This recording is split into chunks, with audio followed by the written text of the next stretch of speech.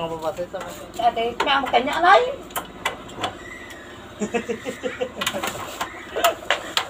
Han? Wala kong bumita. Ha? Ilo ka mamalala ka ito, dali sa impalaw. Pwede naman tayo.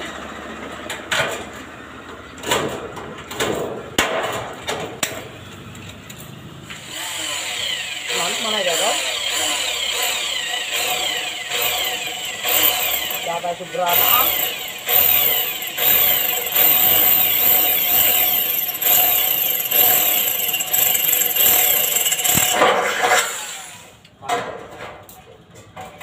Bilang saya pakai nak so pinagkaatin tur-tur pa.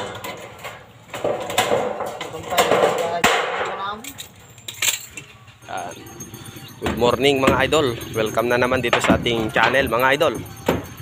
So, ang gagawin natin ngayon sa video natin na ito mga boss ay maglalagay tayo ng papalitan natin tong gutter nila boss Banong ng stainless gutter mga idol. So bali ito yung dati nilang gutter mga idol, no? So, sira-siraan na kasi mga idol. Yan, butas na mga idol. So papalitan natin ng stainless para daw mas tumagal. Pero bago tayo magsimula mga idol ay huwag po sana natin kalimutan na mag-like, mag-subscribe at i-click na rin po ang notification bell para updated kayo sa mga susunod kong ina-upload na video dito sa channel ko mga idol. Tsaka huwag nyo na rin pong i-skip yung ating mga ads mga idol, no? Para makatulong rin po kayo sa akin. Yan mga boss, papakita ko sa inyo kung paano po natin gagawin ang magpapalit ng gutter.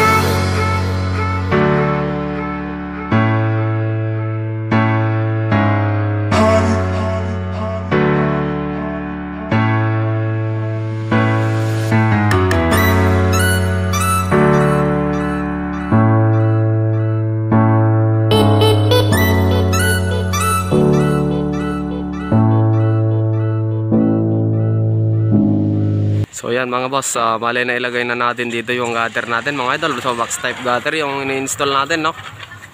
Yan. So bale magre-rivets tayo dito sa ibaba mga idol bago natin ilagay yung panabit para ma-align natin ng maayos yung ating gutter mga idol. Tayo maglalagay ng stopper, no.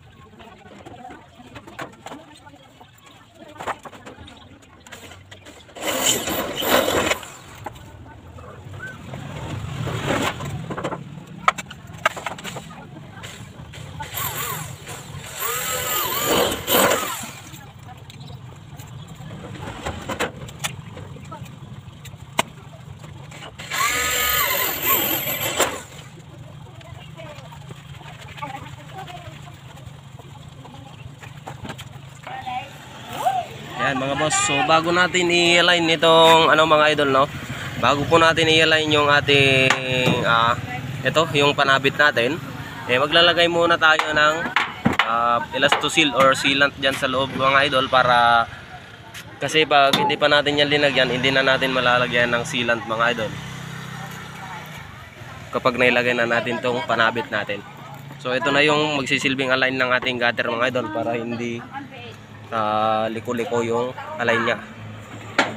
Yan mga boss. Yan mga bossing. So na-align na natin ito, ating gutter na in-install mga idol. Yan. So linagyan natin siya ng panabit, no, para mas matibay. Yan mga boss. Bali tinatanggal na yung sticker dito kasi stainless to mga idol. May sticker. Yan mga boss, stainless na is 202 lang yung kinabit natin, no.